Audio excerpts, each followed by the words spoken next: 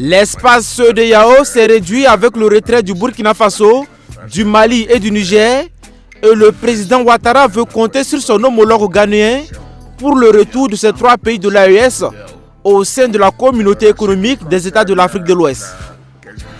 Nous vous faisons confiance, Monsieur le Président, pour que, à l'occasion de vos entretiens avec ces pays frères, vous puissiez les convaincre de rester dans la CEDEAO, car il y va de l'avenir des peuples de l'Afrique de l'Ouest.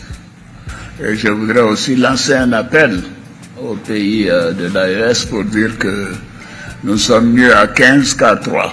Donc je souhaite que vraiment l'appel du président Mahama puisse être entendu par ces trois pays frères, dont 2 sont des voisins de la Côte d'Ivoire, que nous puissions continuer ensemble au sein de la CEDEAO.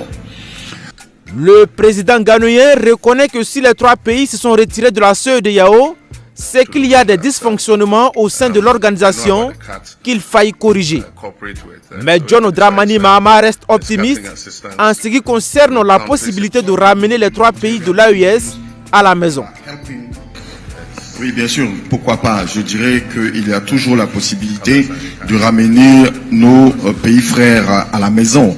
Et il est bon de rester dans un groupe de 15 que de rester dans un groupe de 3. Il y a toujours des possibilités. Ce sont des pays qui comptent dans la sous-région et la sous-région a une importance pour ces pays-là dans la mesure où il y a des populations de ces pays qui sont en Côte d'Ivoire. Il y a aussi des populations de ces pays-là qui souffrent sur les lignes de frontières et je pense qu'il y a toujours des choses à faire parce qu'il y a un intérêt économique à gagner dans la CEDEAO. Comme je l'ai dit, il est toujours bon de rester dans un groupe de 15 plutôt que de rester dans un groupe de 3. Alors, chers amis, comme vous venez de suivre, comme moi, le président ghanéen nouvellement élu, qui a pris fonction, je pense, en janvier, est allé rendre visite en Côte d'Ivoire. Et pendant cette visite, les 2 présidents, Alassane Ouattara et le président du Ghana, ont parlé d'un possible retour des 3 pays de l'AES à la CEDEAO. Et pour moi, je pense que c'est une très bonne chose. Une chose pour ceux qui sont attentifs à l'évolution du monde. Une chose qui est certaine est que la diplomatie évolue de temps en temps. Ça veut dire aujourd'hui on peut être des ennemis, demain on est des amis. Aujourd'hui on peut être des amis, demain on est des ennemis. Donc ça évolue. Mais tout ce qu'on fait en ce qui concerne la diplomatie, c'est de chercher à chaque fois à ce que les pays restent amis. Parce que c'est dans l'unité qu'on peut faire beaucoup de choses en tant qu'Africains. Et vous savez, le président ghanéen suit les pas du Kwame Nkrumah, qui est l'un des pères du panafricanisme africain. Vous savez, Kwame Nkrumah, sa lutte n'était pas juste pour le Ghana, mais c'était pour l'unification de toute l'Afrique, avec une mission de la création des États-Unis de l'Afrique, qui est venue par la suite renforcée par le colonel Gaddafi. Donc, le Ghana a toujours resté dans cette ligne diplomatique de faire la paix avec tout le monde. Nous avons vu par exemple le nouveau président, le jour de son installation, il avait invité le président capitaine Ibrahim Traoré, qui avait reçu très bon accueil. Et il a donné pendant sa campagne, il avait donné comme l'une de ses missions phares de la réunification de la CEDEAO. Parce que pour lui, il juge que la CEDEAO est mieux avec 15 États que 12 États. Alors, je sais qu'il y a les va-t-en-guerre, les extrémistes, qui sont en train de penser que, bon, c'est une faiblesse ou c'est une façon d'adober les États concernés, le Mali, le Niger et le Burkina Faso. Mais non, si vous suivez la diplomatie, ça fonctionne comme ça. C'est le dialogue. Les actions des présidents de l'AES, pour moi, j'ai toujours dit, n'étaient pas diplomatiques. Parce que quand vous êtes dans une association, quand vous êtes dans une organisation et qu'il y a des problèmes, c'est en restant là que vous pouvez trouver des solutions.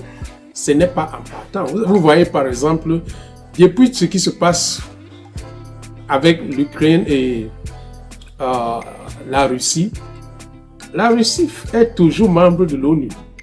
La Russie n'a jamais dit que je pars. C'est pour dire, on a besoin, et vous serez choqués de comprendre que l'ambassade d'Ukraine existe toujours en Russie et vice-versa.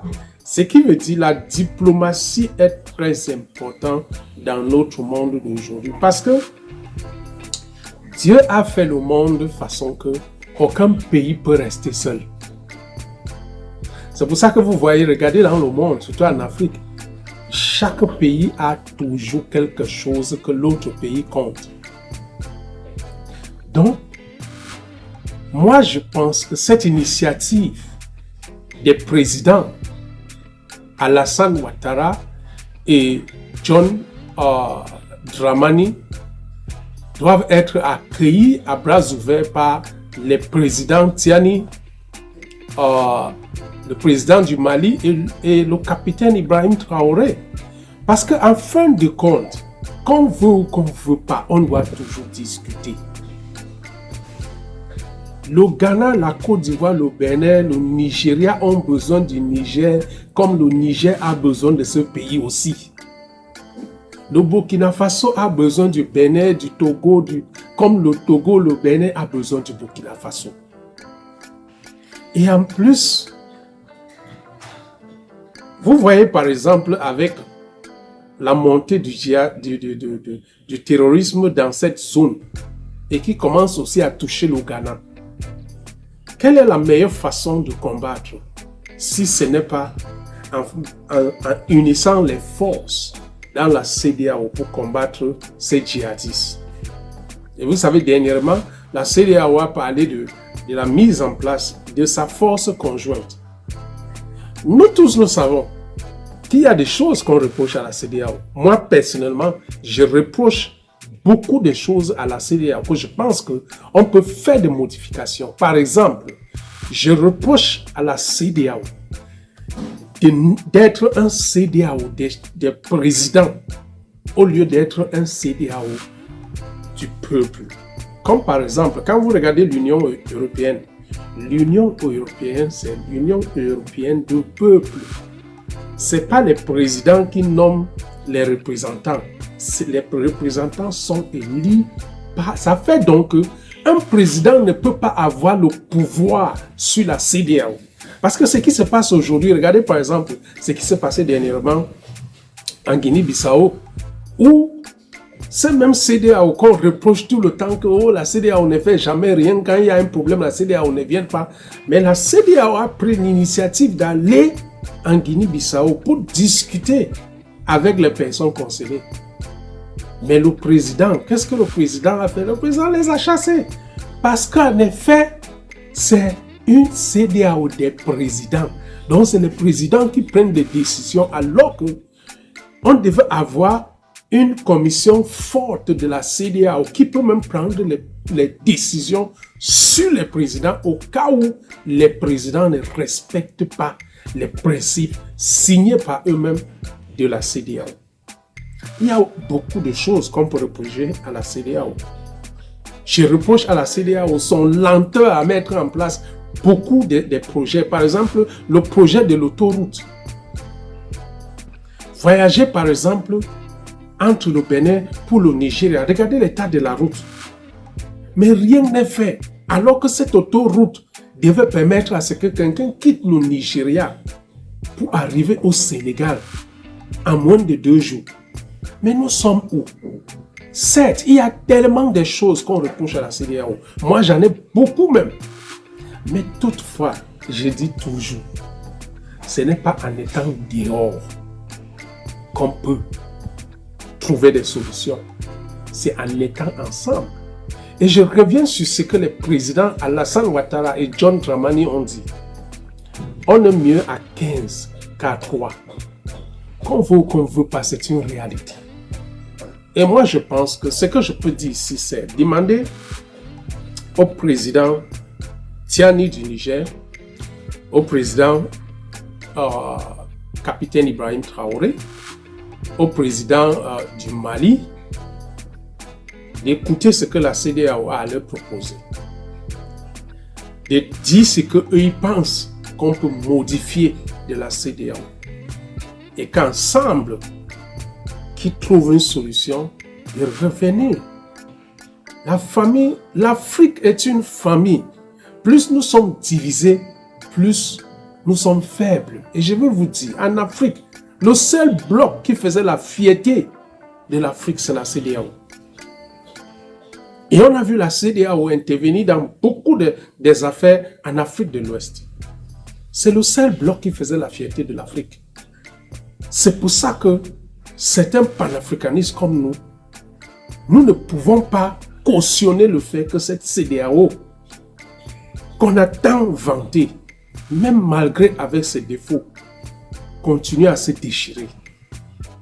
Je pense que c'est un temps, même si ce président avait quelques griefs contre ces personnes-là, en diplomatie, on pardonne. En diplomatie, on écoute. Et en diplomatie, on fait table rase. Et on recommence. C'est ça qui fait la diplomatie. Et c'est ça l'Afrique. Donc, Général Tiani, Capitaine Ibrahim Traoré, Général Assimi Goïta, écoutez la voix de raison et donnez la raison, la chance et donnez l'Afrique la chance.